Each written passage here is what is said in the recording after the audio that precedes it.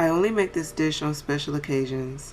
Special occasions meaning when I feel it in my heart to make it. I found this recipe on Tumblr back in 2017 and didn't make it for the first time until the next year on Thanksgiving Day.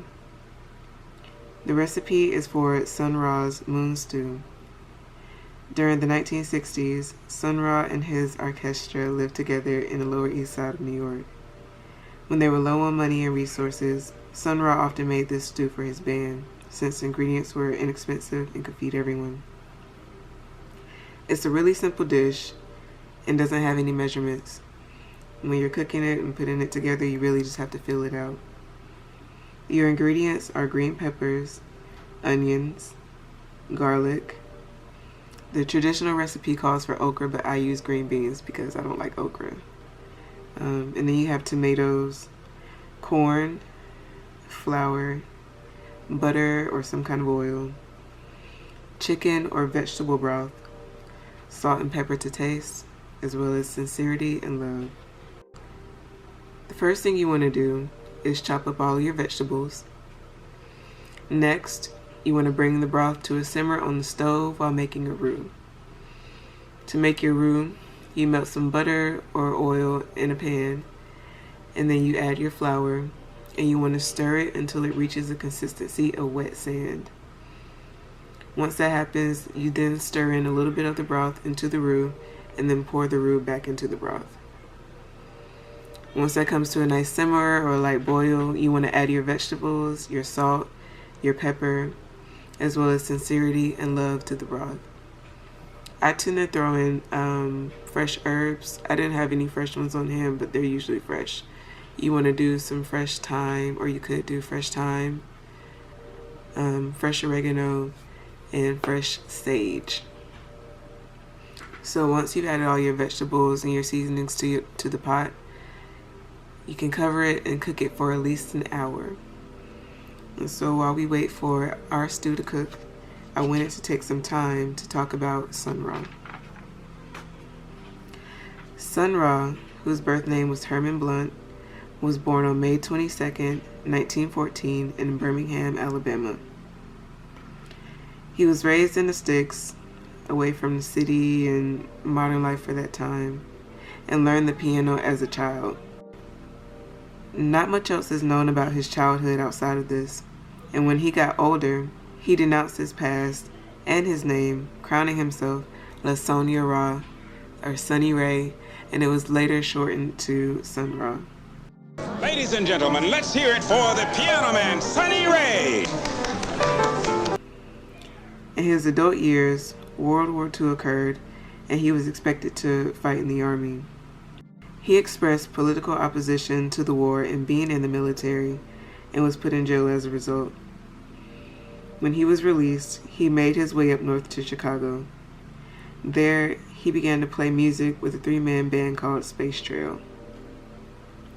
He soon caught the eye of Fletcher Anderson, who had many jazz greats such as Louis Armstrong play with him. Fletcher loved Sun Ra and hired him as his piano man and band manager. It was at this time that he used this position to develop and began to play his abstract melodies and arrangements. He started a record company in the 1950s, and that did just okay. He released plenty of records, but very little profit was brought in. Later that year, he and the Arkestra moved to the Lower East Side in New York. They took the communal living approach, where they lived, ate, and rehearsed together, like a musical family. They also developed their cosmic uniforms, donning vibrant capes, scarves, headgear, and eyewear. They noticed that most mainstream bands had uniforms and wanted to follow suit in their own way, to express that they too were a unit. As his fame grew, and as he was allowed to develop his sound, his music became more and more abstract and cerebral. It lacked traditional rhythms and pushed the boundaries of notes and instruments, which led to confusion and frustration for listeners. People who didn't get it often walked out of his concerts. He wasn't worried about it, however. He just saw it as him separating the weak from those who understand. Sun Ra and his Arkestra have countless releases, many of them unnamed and undated.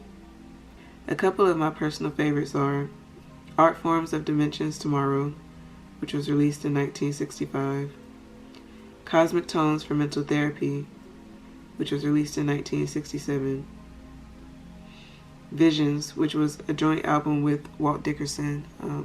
That one was released in 1978. God is More Than Love Could Ever Be, which was released in 1979. A Fireside Chat with Lucifer, which was done in 1983.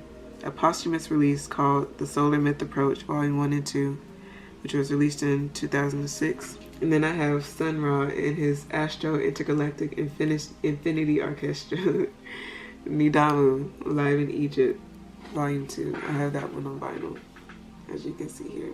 Another thing Sun Ra was known for was the various aliases for his band.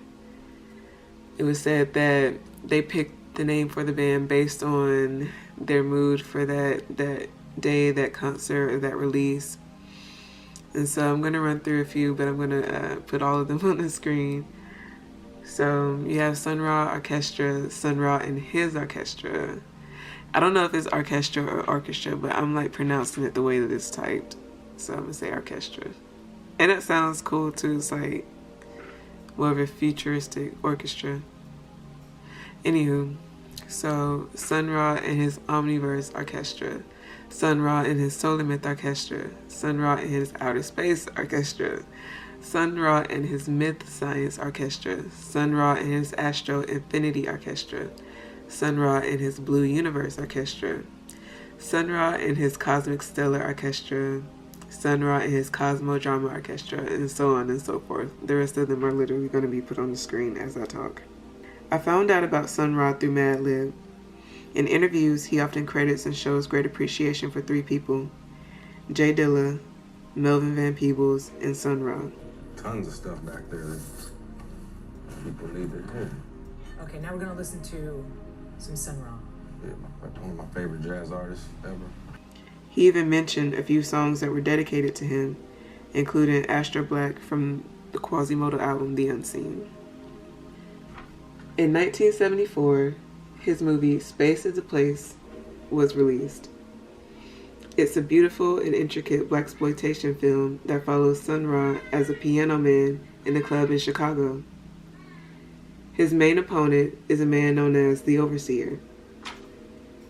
He and Sun Ra play a cosmic card game called The End of the World. They choose the way that they will incarnate into the world in order to spread their message of life or death.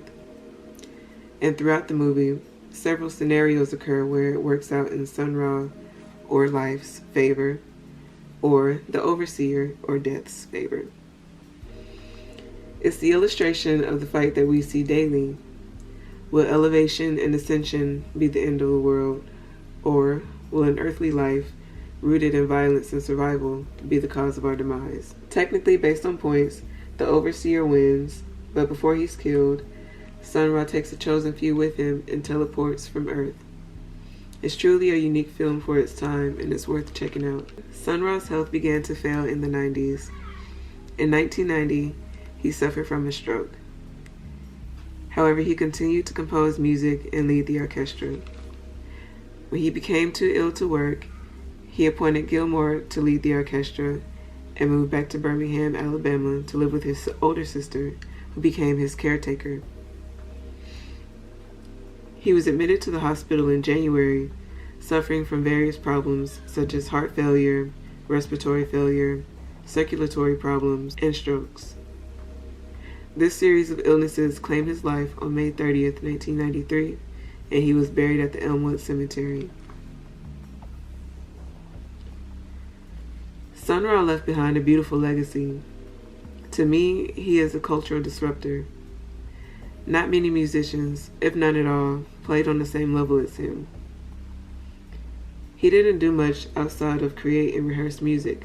He dedicated his life to music as a way to honor the Creator and elevate consciousness for Black people here on Earth, and is known or considered to be one of the forefathers of Afrofuturism. He's a one-of-a-kind being that lived and walked this earth and lived a life of discipline and dedication to creation. and he's greatly appreciated. And the white people there, they could drink in the beauty of this planet. Would affect their vibrations, for the better, of course. I've linked some documentaries as well as his movie down below if you want to check them out for more research. So now we're going to go check in on our soup. And as you can see, it came out beautifully. And that's literally it. It's a really simple recipe. You could let it cook for more than an hour if you want to, but an hour is recommended, and it was really late at night, so I wanted to eat immediately. Thank you for checking this out. And of course, if you enjoyed this video, be sure to like, subscribe, you know, the whole thing. See you next time.